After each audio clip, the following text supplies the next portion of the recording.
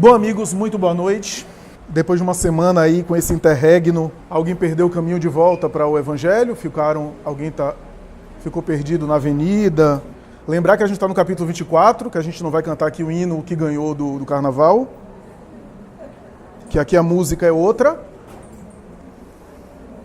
Estamos no capítulo 24, portanto, não ponhais a candeia debaixo do alqueire. Algumas têm velador ou lâmpada, a depender da tradução. Mas, via de regra, a expressão alqueire e candeia é a mais utilizada na maioria das edições de O Evangelho segundo o Espiritismo. Primeiro, considerar o seguinte: a gente vem seguindo uma linha, compreendendo a didática kardeciana na organização desses capítulos de O Evangelho segundo o Espiritismo.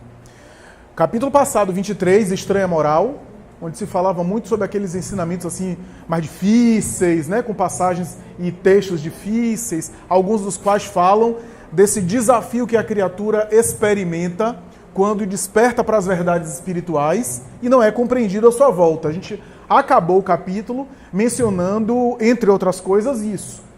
E aí a gente entra nesse capítulo que fala sobre a luz, o velador, a candeia, o candeeiro, o alqueire, e fala de algo que diz respeito à iluminação, auto e halo iluminação, transmissão de luz, numa passagem bastante simbólica e bastante sucinta ao mesmo tempo, né? Cheia de símbolos e ao mesmo tempo é uma passagem curta. Curiosamente, Kardec recorta alguns trechos do Evangelho. Curiosamente, é interessante falar que esse trecho da candeia é uma parábola. É considerado uma parábola, a parábola da candeia. Né? Porque parábola não é apenas aquelas histórias longas de Jesus, mas até algumas frases metafóricas, alguns teólogos consideram parábolas. E aí os autores se dividem. Mas parece que não há dúvida entre os autores que essa é uma parábola, parábola da candeia. Mas é importante aqui mencionar, parece que há uma cronologia. Kardec fala dos desafios para aquele que despertou e agora fala sobre luz e projeção de luz. E é sobre isso que a gente vai falar hoje, que a gente vai discutir hoje. Mas primeiro é interessante aqui como os tradutores da Bíblia fazem em algumas passagens, e essa merece uma consideração especial, porque o trecho evangélico menciona nomes e expressões que têm sentido especial na época de Jesus e que nem sempre tem o mesmo sentido atualmente. Então é importante a gente fazer essa menção. Né? Eu estou falando, por exemplo, de candeia, eu estou falando de alqueire, especialmente esses dois termos, que se você for pegar a definição que se tem hoje sobre esses termos, são definições diferentes daquela que era entendida e usada na época de Jesus. Bom, se você pega candeia, você abre o dicionário aí, qualquer dicionário desse conhecido, você tem vaso, especialmente aqueles vasos que se colocava nas casas, nas paredes, pendurados em uma corrente, por exemplo. Candeia é uma árvore, candeia é uma planta e candeia é sinônimo para alguns de lâmpada. Bom, na época de Jesus, candeia era uma lâmpada, só que era um tipo de lâmpada. Isso, tradução de Haroldo Dutra Dias na Bíblia, tradução ecumênica da Bíblia, talvez até a Bíblia do Peregrino, que eu não manuseio muito, mas é provável que tenha alguma nota, alguma explicação sobre esses termos, né? Bíblia de Jerusalém, que eu uso mais, tem menção a esses termos. Na época de Jesus, a candeia era uma lâmpada de barro, uma lâmpada feita de barro, que era iluminada com óleo. Quase sempre azeite, quase sempre utilizava azeite, mas óleo. Então, a lâmpada que utilizava nas casas, para iluminar as casas. Detalhe curioso que é colocado na tradução ecumênica da Bíblia. A maioria das casas daquela época era casa de um cômodo só. Então, quando colocava a candeia na mesa da sala, ou em algum local alto, iluminava a casa toda. Eram casas pequenas. Então é importante falar isso, parece besteira, mas é importante falar, porque de repente você está imaginando 4 suítes, né, 300 metros quadrados. Né? Então, alqueire. Se você pega alqueire, você tem significados da palavra alqueire, inclusive significados no Brasil, né, que tem a ver com tradição aí, né, de determinadas cidades. Pará, se não me engano, né, tem uma definição de alqueire que tem a ver com farinha, com medir quantidade de farinha, né, especificamente, né? Medidas agrárias, medida de terra, alqueire, né, associado à medida de terra, né, de determinada região, né? Na época de Jesus, o alqueire era um vasilhame, e normalmente quando se apagava a candeia, a lâmpada, se colocava debaixo desse vasilhame para guardar aquela lâmpada de barro. Esse vasilhame comportava aproximadamente 35 litros, diz Pastorino em Sabedoria do Evangelho. Daí alqueire era sinônimo de módio, que era uma medida romana da época, para medir determinadas porções secas, e o módio é uma medida, portanto, cuja unidade é de 35 litros. Então, alqueire era um vasilhame, aproximadamente 35 litros, que também era sinônimo de módio, medida romana. Esses são significados que a gente precisa saber para a gente entender a passagem do Evangelho. Portanto, era algo comum, conhecido da época de Jesus, era algo das famílias judias, das famílias da época.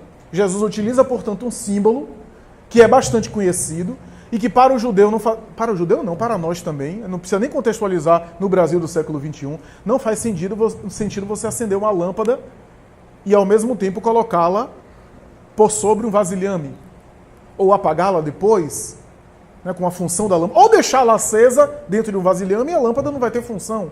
Primeiro porque não vai iluminar nada, e depois, pela ausência de oxigênio, a coisa vai se consumir, vai apagar. Então, isso é importante a gente saber, a gente compreender, e é claro isso, né? Bom, vamos para o contexto da passagem. O contexto da passagem.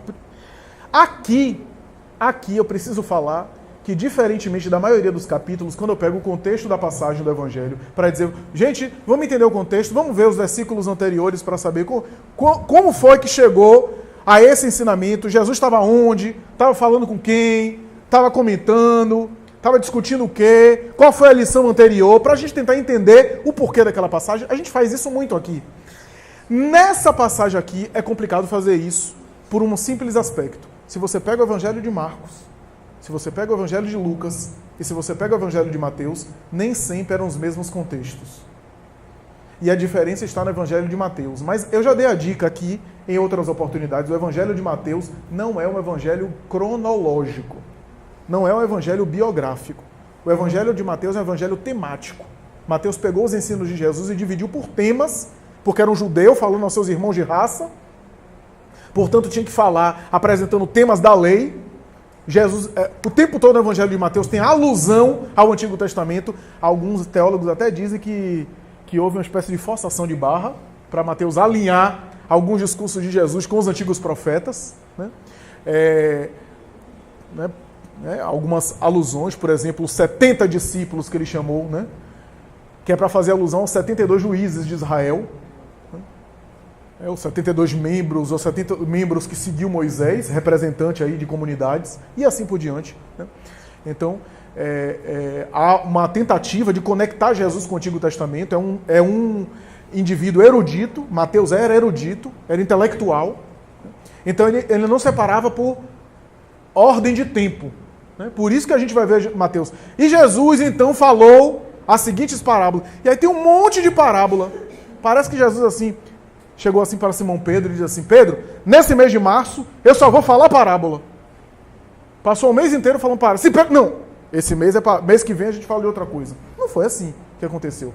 Mateus arranjou, portanto, por temas.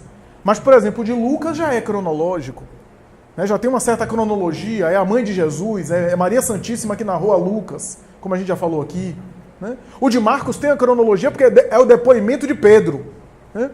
Ainda que seja um evangelho conciso, um evangelho curto e grosso, um evangelho concreto. Por quê? Porque Pedro era trabalhador braçal.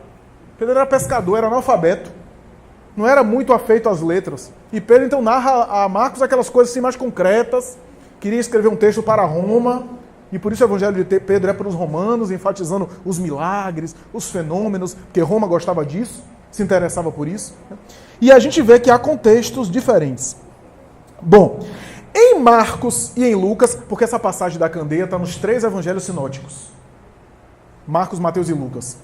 Em Marcos e em Lucas, e aqui é uma curiosidade, Allan Kardec coloca o trecho de Lucas e de Mateus, o de Marcos ele não colocou.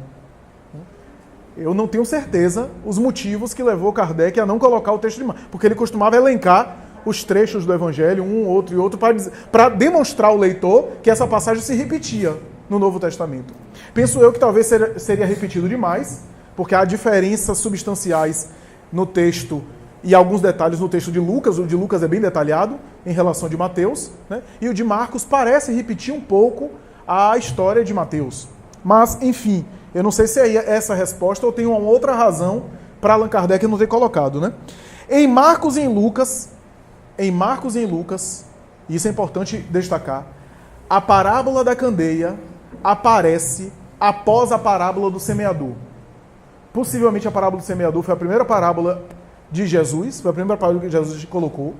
A parábola do semeador a gente já examinou aqui. Para quem não estava, resumindo muito a história, porque é muito rica, mas resumindo muito a história, se você quiser pegar assim o mínimo, a parábola do semeador fala de níveis de consciência diferentes, de níveis de maturidade, os terrenos, né? A parábola do semeador é uma das poucas parábolas que Jesus explica a parábola. Normalmente Jesus falava as parábolas, né? Na do semeador ele explica. Então a parábola do semeador, a explicação que está presente aí, né, tanto em Lucas como em Marcos, e depois disso, ele começa a falar a parábola da candeia. Ele cita, né, algumas coisas e começa a falar a parábola da candeia. Bom, em Lucas, há um detalhe que não há em Marcos, que é importante destacar. Em Lucas, depois da parábola do semeador, explicação da parábola do semeador, sabe como é que começa a parábola da candeia em Lucas? Primeiro, ele fala sobre as parábolas e a razão pela qual ele falava por parábolas. E depois ele fala a parábola da candeia. Então, interessante isso. Ele, parábola do semeador, explicação da parábola do semeador, ele fala por que ele falava em parábolas, os apóstolos até abordaram ele, e aí ele fala da candeia. Da candeia, do candeeiro, do alqueire, da luz, por debaixo do velador, que é necessário colocar acima. Isso é interessante, esse contexto, né? Interessante que, se não me falha a memória, eu posso consultar aqui o texto, mas aqui, o diálogo que Jesus estabelece por qual razão ele falava por parábolas, Kardec não recortou do texto de Lucas, recordou do texto de Mateus. Eu comparei o texto de Mateus realmente é mais rico, é mais cheio de detalhes e é mais claro do ponto de vista do texto. Talvez foi por isso que Kardec escolheu o texto de Mateus. Mas em Lucas também há aquela explicação de por que ele falava por parábolas. E depois ele fala isso. Bom, aqui eu preciso falar o seguinte. Parábola do semeador e explicação do motivo pelo qual ele falava por parábolas são ensinamentos que se conectam. Parábola do semeador fala dos diferentes níveis de consciência. Aí se pergunta a ele, por que falaste por parábolas? E ele diz, porque a eles não foi dado conhecer o reino dos céus, mas a vós foi. A vós sim. Pastorino tem um texto muito bonito que ele vai dizer, Jesus repete a tradição do cuidado dos grandes sábios do Oriente, das grandes tradições do Egito, das grandes tradições da Índia, de falar a linguagem dos esotéricos, com S, e a dos exotéricos, com X. Ou, se quisermos, a linguagem para os iniciados e aos não iniciados. Aqui não há nenhum tipo, eu estou fazendo a comparação, que Pastorino fala, mas é muito diferente a abordagem de Jesus da abordagem daquelas seitas do Egito e da Índia, que restringia a verdade espiritual para aqueles que se julgavam preparados, que às vezes tinha corrupção política, domínio, né? Confabulação, para aqueles que recebiam informações mais substanciais, e o povão que às vezes ficava privado do acesso à verdade e aos conhecimentos espirituais. Mas a lógica dessa tradição é a mesma também. O povão não vai entender, e aqui a gente consegue entender. Tanto é que há um autor que diz que a metempsicose, doutrina segundo a qual o indivíduo reencarna em corpos de animais, nós sabemos, quem lê o Espiritismo sabe que o Espiritismo é contrário a essa tese. O Espírito não retroage, não volta a experiências primárias, é sempre para frente. ele não regride. Mesmo que você diga, o cachorro do meu marido, mas isso é só metáfora, tá? O espírito, portanto, não retroage. Mas a metempsicose era uma doutrina defendida e sustentada no Antigo Egito, né? E há um autor que defende a ideia de que os grandes iniciados não acreditavam na metempsicose. Eles pregavam para as massas, para que o povão tivesse medo, a doutrina do medo, e freasse um pouco os seus impulsos, com medo de fazer o mal e reencarnar mais tarde no corpo de animal. Né? Era uma forma de educar, entre aspas, através de uma mensagem severa, de uma ideia severa da lei, né? Mas que os grandes iniciados não compreendiam dessa forma, não entendiam dessa forma. Então, isso é interessante. Joana de Ângeles aborda isso no livro Dias Gloriosos. Ela aborda essa questão, né, dessa tradição. Mas, então a gente tem parábola do semeador e a explicação das parábolas. A explicação das parábolas é, ora, vocês, os apóstolos, têm condição e têm estrutura para receber uma quantidade de informações maiores, porque vocês, além de serem os agentes que multiplicarão a minha mensagem mais tarde, vocês têm condição de assimilar. E às vezes, dar conteúdo demais a quem não está em condição é até confundir a pessoa e embaraçá-la. É até contraproducente. Né? O educador sabe disso. Então é necessário ir para e passo. Por isso, Jesus estabeleceu. Não era, portanto, um privilégio, uma restrição. E aí, esse ensinamento se casa com o do alqueire, do velador, embora pareça ser o oposto. E Kardec vai dizer isso no texto que a gente vai ler próxima semana. Mas estava no mesmo contexto, estava no mesmo momento. Ele fala isso, ele fala das parábolas, fala a parábola do semeador, e depois ele fala da luz. Da luz. E que nada que esteja oculto, que não mais tarde não fique descoberto, que não se manifeste. Que é uma ideia do próprio progresso espiritual e da lei divina. É inevitável, mesmo que não se queira, o crescimento diante da lei divina. Mas há está difícil ainda, mas há uma colocação importante, eu diria que é um segredo dessa passagem, que é o seguinte: é o Evangelho de Mateus. Sabe aonde é que Jesus fala a parábola da candeia no texto de Mateus? No Sermão da Montanha. Por isso que é evangelho temático. No Sermão da Montanha, capítulo 5 de Mateus, ele fala sobre isso. Depois das bem-aventuranças, ele começa, vós sois o sal da terra, vós sois a luz do mundo, etc. E aí fala da candeia, do velador, etc., o alqueire. E aí no capítulo 13, lá adiante, você veja que parece que está fora de contexto, diferente de Lucas e de Marcos, ele fala sobre a razão pela qual ele falava por parábolas. Então veja que coisa interessante, porque o Evangelho de Mateus é temático. E há uma dica boa no Sermão da Montanha. Jesus fala a parábola da candeia, imediatamente após ele exclamar a famosa frase: que brilhe a vossa luz. Que brilhe a vossa luz.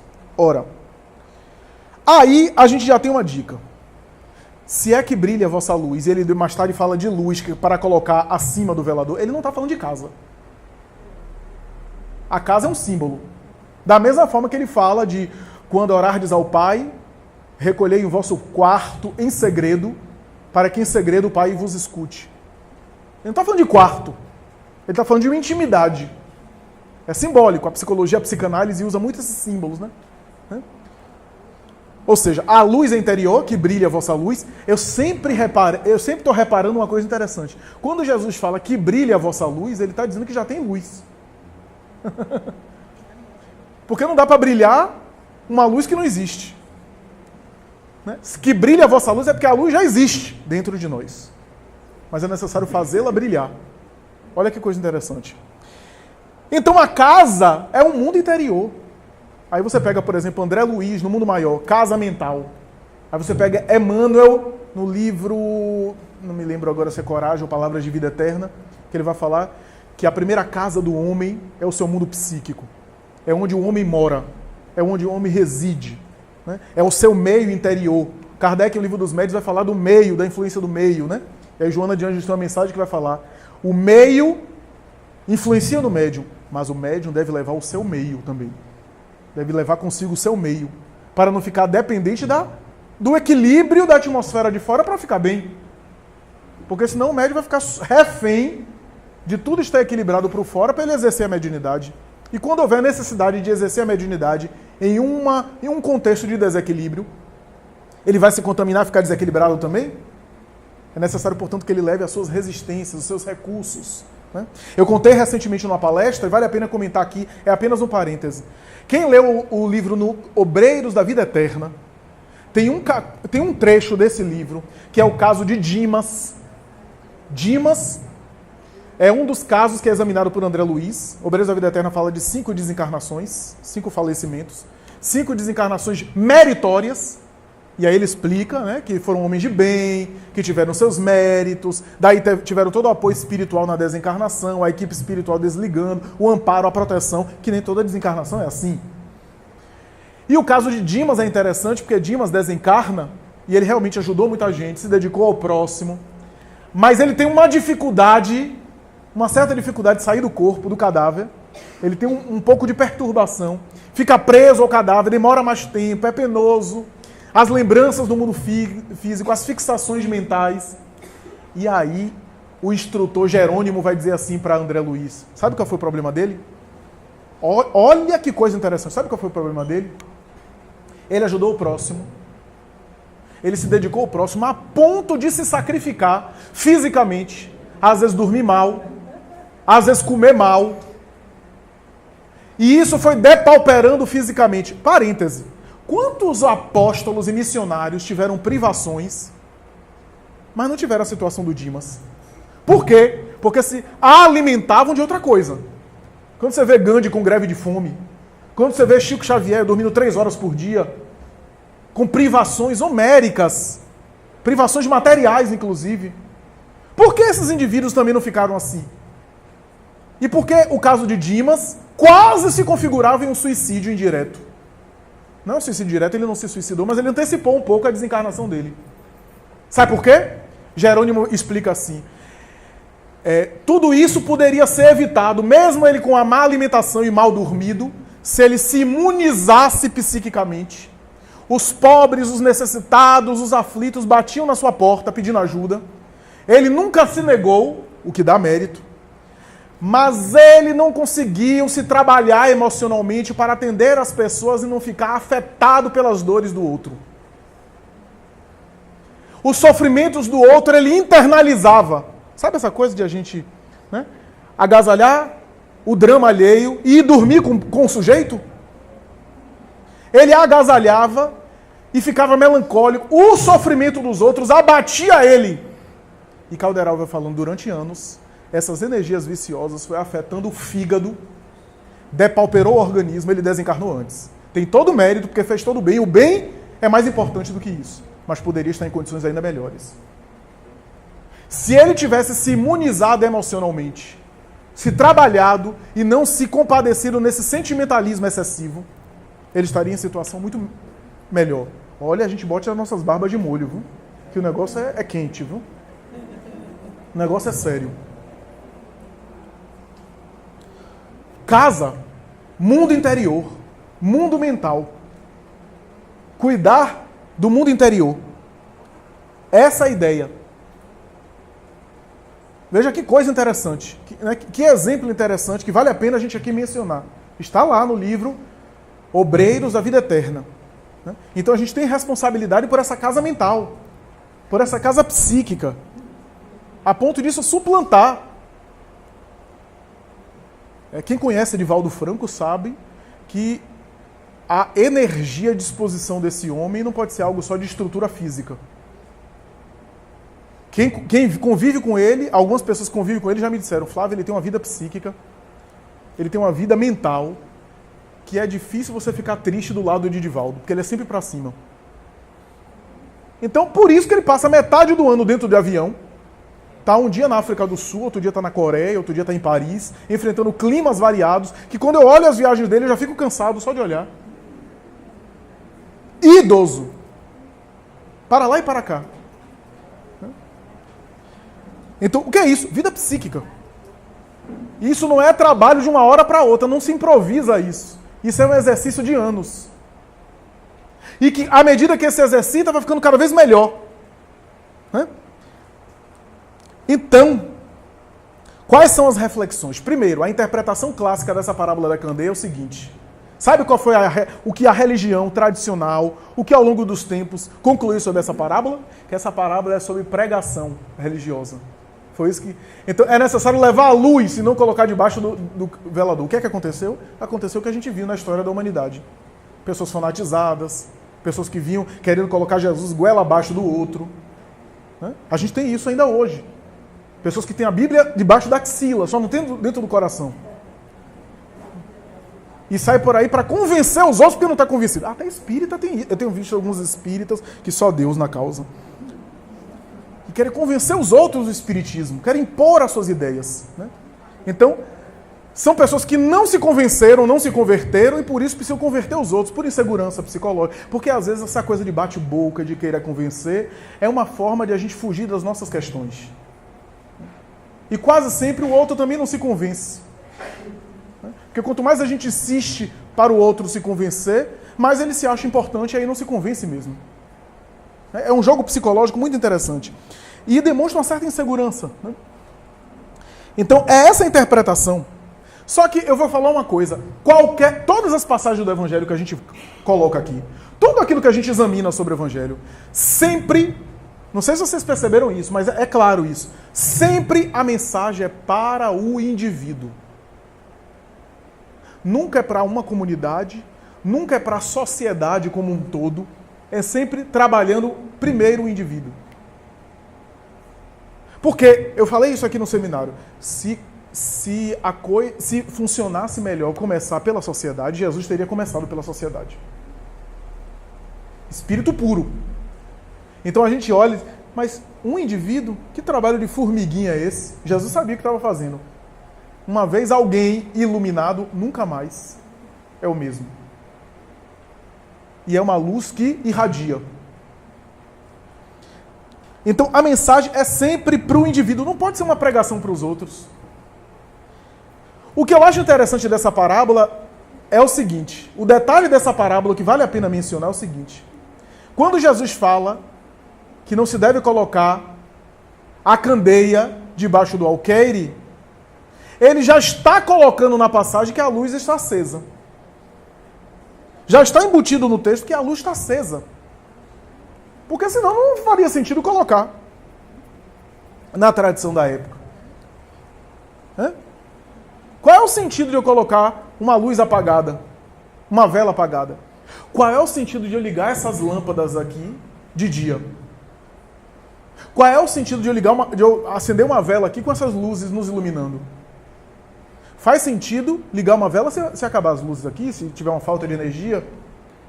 Faz sentido ligar essa lâmpada à noite. Então a luz não tem sentido senão quando há escuridão.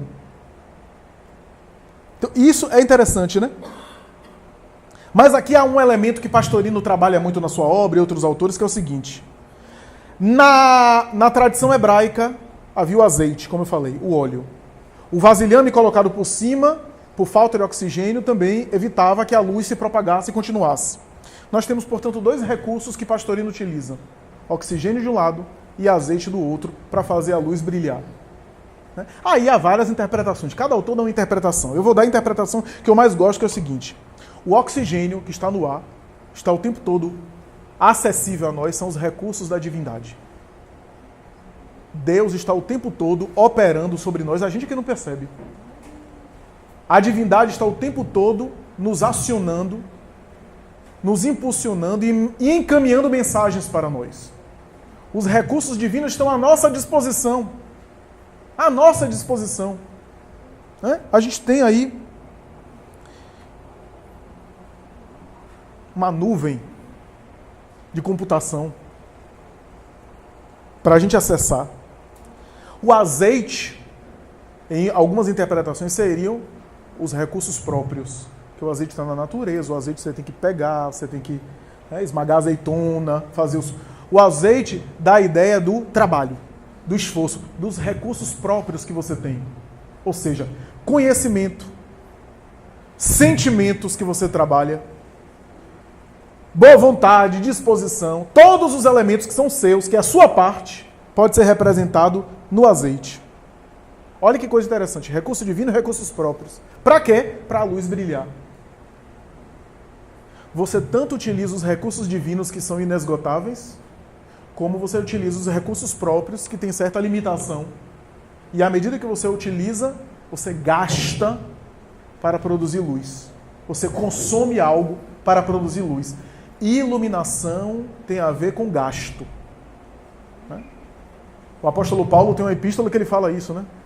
E por vocês, não me lembro se foi os hebreus ou os coríntios, e por vocês eu me gasto. Eu me consumo, né?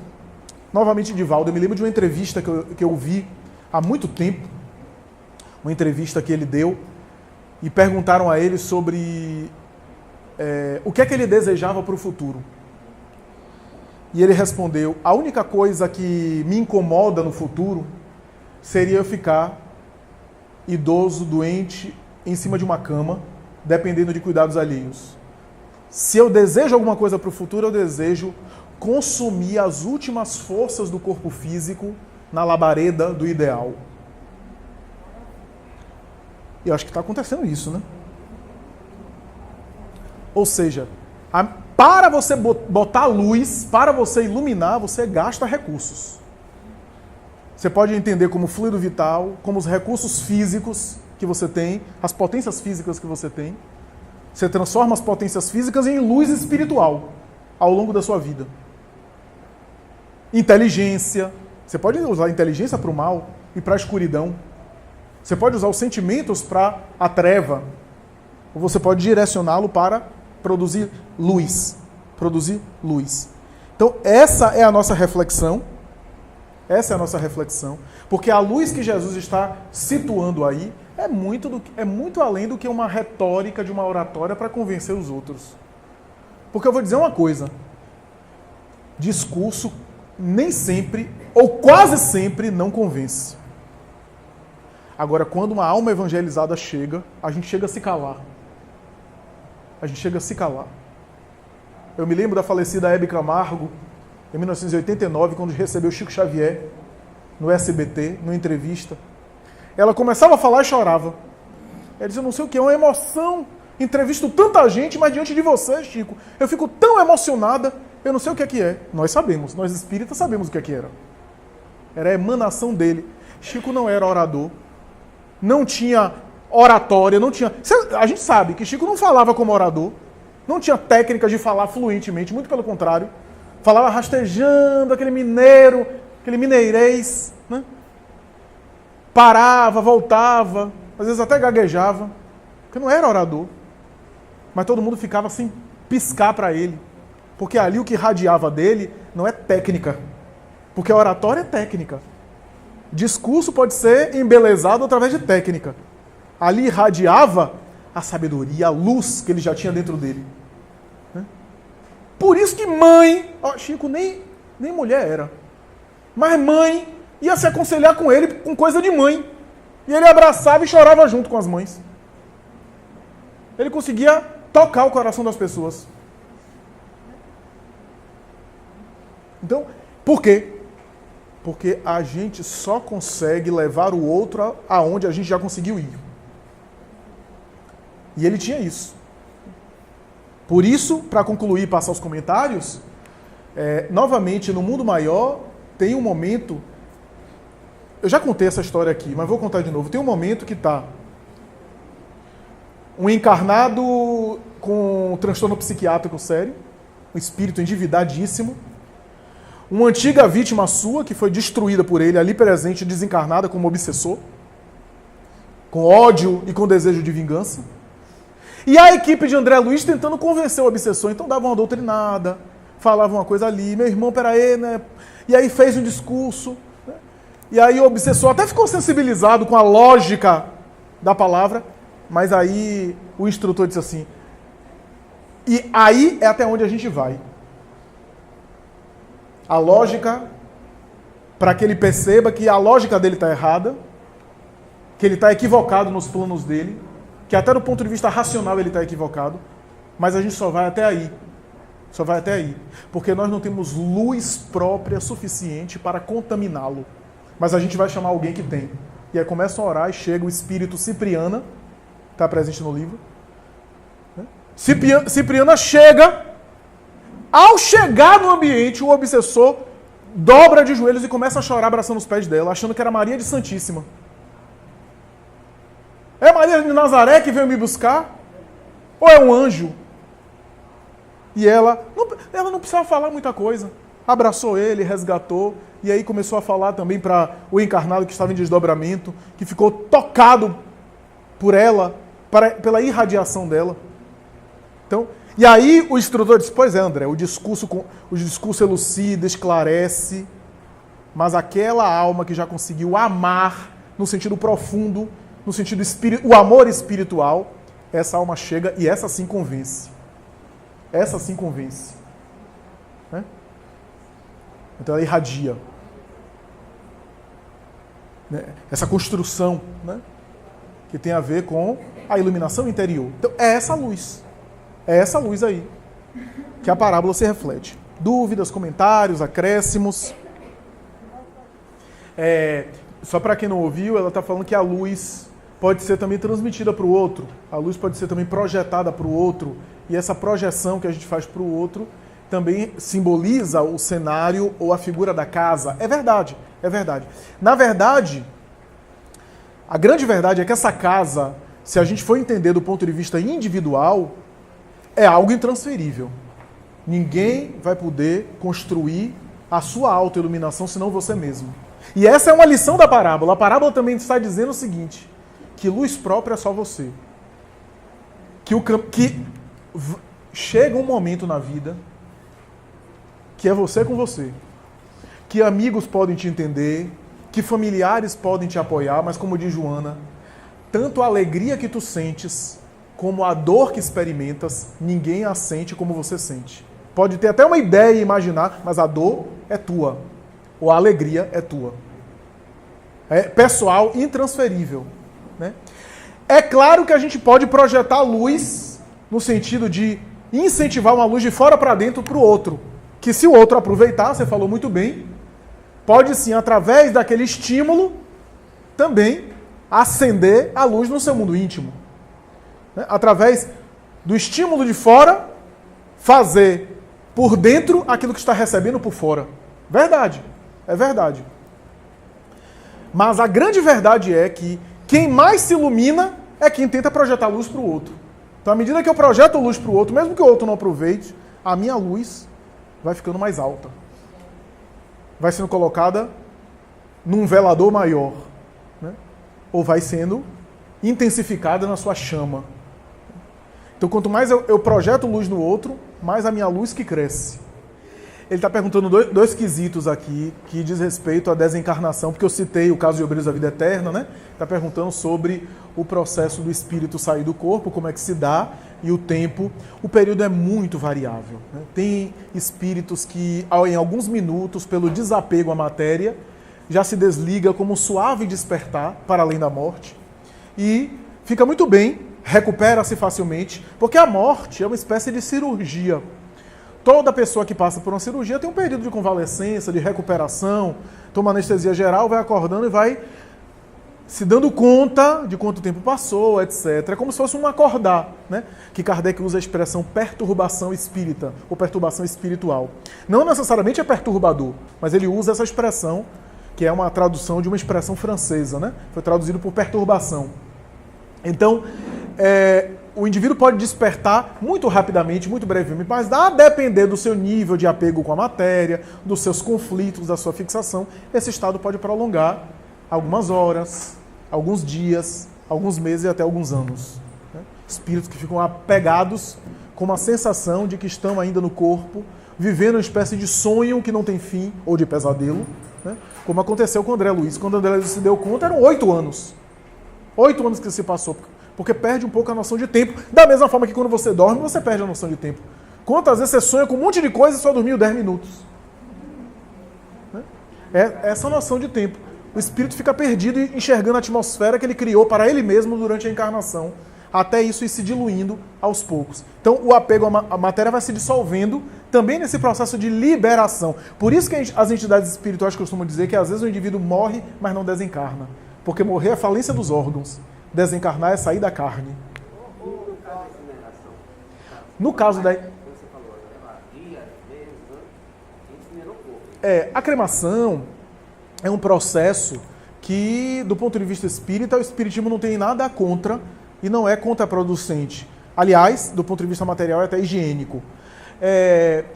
O espírito Emmanuel faz uma ressalva específica que praticamente hoje o mundo segue isso, né, sem nem conhecer Emmanuel, né, é um mundo materialista, né, as legislações de maneira geral, que ele diz mais ou menos assim, que recomendaria que o indivíduo aguardasse em torno de 72 horas, por causa do condicionamento milenar, especialmente no Ocidente, que a gente tem do sepultamento, para o espírito, de alguma forma, se acostumar com a realidade espiritual, genericamente falando, nesse período. E que não há, no entanto, nenhum tipo de contraindicação para a cremação.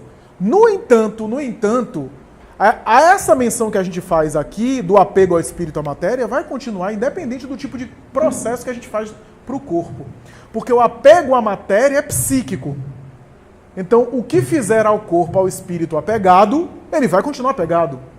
Então, no caso, por exemplo, de alguns espíritos que relatam um apego muito grande à matéria, ao corpo. Estou falando aqui daqueles que foram grandes sensualistas no mundo, né, que foram viciados, né, que foram obcecados, que viveram apenas para o gozo material, presos, por exemplo, à sepultura, experimentam a asfixia do túmulo. Não é a asfixia do corpo, porque o corpo está morto.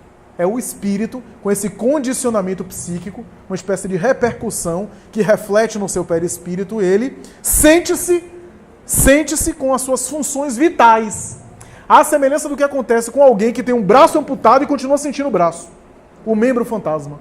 Esse condicionamento psicológico, como se fosse uma reminiscência, ele sente-se por conta do apego à carne, então sente asfixia, sente a decomposição material, os seres microbiológicos e os insetos que devoram o corpo, e ele sente como se estivesse nele próprio.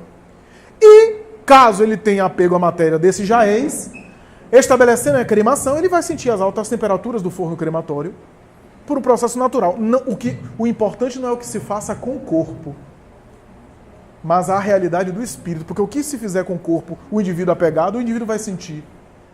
Isso, exatamente. Essa é a discussão que eu vou fazer na próxima semana.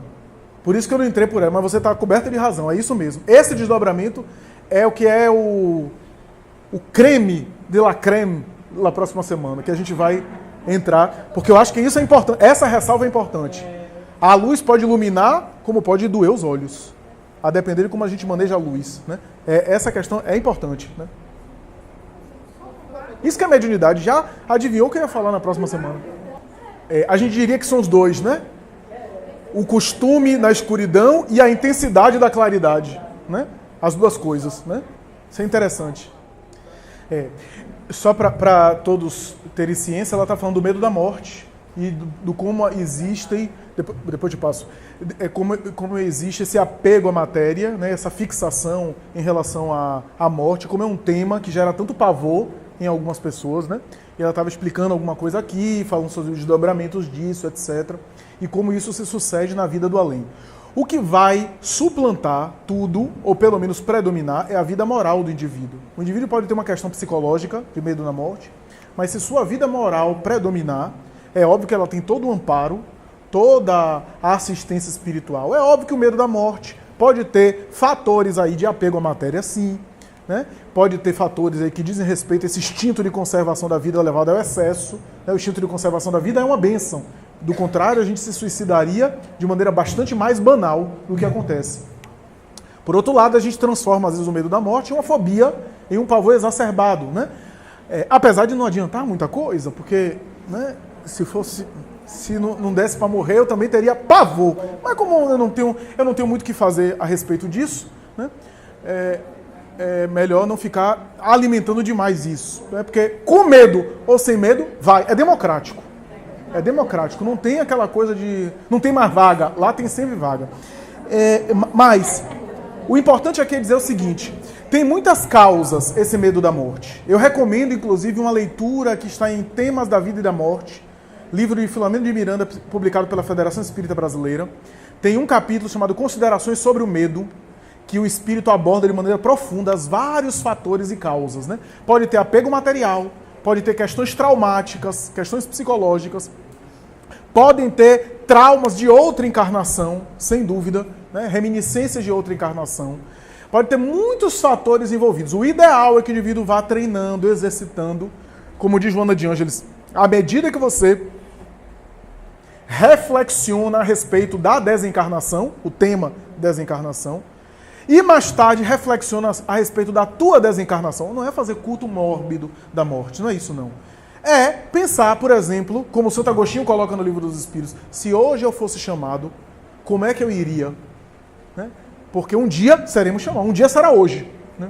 Então, essa reflexão de Joana de Ângeles vai condicionando a nossa mente, vai adaptando a nossa mente, preparando psiquicamente a nossa mente para a realidade espiritual. Pensar no tema. Sabe quando a gente pensa no tema? Quando alguém próximo desencarna. Quando alguém distante, não. A gente vê na televisão e acha bonito. Mas quando um vizinho, um familiar desencarna, a desencarnação de seres próximos parece que remete a gente à nossa própria desencarnação. E a gente começa a pensar também na nossa própria finitude material, digamos assim. O ideal é exercitar, é treinar, mas há muitas causas. Por exemplo, só para não me alongar muito, há uma amiga nossa do movimento espírita, ela frequenta outra casa, o Paulo Estevão, inclusive faz parte, né, do corpo de que está à frente do Paulo Estevão. Isso que eu estou contando não é nenhum segredo, o que ela fala. O medo dela da morte, é palestrante espírita, o medo dela da morte é tão grande, que ela nem fala no assunto. Se der um tema para ela falar, ela não fala, ela falta a palestra. Só para você ter uma ideia, certa vez eu estava falando sobre o assunto, me deram desencarnação, vamos falar. Ela estava na mesa diretora, ela saiu e foi embora. O nome do livro é Temas da Vida e da Morte, de Filomeno de Miranda. O que é que acontece? Eu conversando certa vez com ela, ela me disse, eu nunca entendi durante anos, porque eu nunca tive nada do ponto de vista dessa vida que justificasse esse pavor. E um dia eu estava conversando com o Divaldo Franco, e ele me disse, Joana de Ângeles está aqui do lado dizendo que você foi suicida. E o trauma de ter desencarnado de maneira tão dolorosa pelo suicídio marcou você, que você tem um pavor de morrer, e trouxe isso no inconsciente. E minha filha, eu vou dizer uma coisa, ela está dizendo que, por incrível que pareça, é uma bênção você ter esse medo da morte nessa encarnação. Depois a gente resolve, com o tempo vai resolver esse medo da morte. Mas nessa vida é melhor você ter esse medo da morte, porque é uma forma de segurar você na vida física. Olha que coisa interessante, né? Então, para só concluir, Karina... Eu vou voltar ao assunto do Evangelho. A explicação que Jesus dá para os apóstolos, né, quando eles perguntam por que fala de parábolas para eles. E Jesus deixa claro que eles estão com o coração endurecido, né, eles estão olhando, mas sem penetrar a informação, sem enxergar, ouvindo, sem, na verdade, assimilar a informação. Aí é mais uma reflexão, né? O público de Jesus, tirando os apóstolos e alguns seguidores, muitos foram refratários à mensagem. Será que Jesus estando aqui conosco hoje, quantos de nós não seríamos também refratários? Porque eu vejo as pessoas em locais como palestras, cursos, também grupos de estudos, e às vezes não estão nem no lugar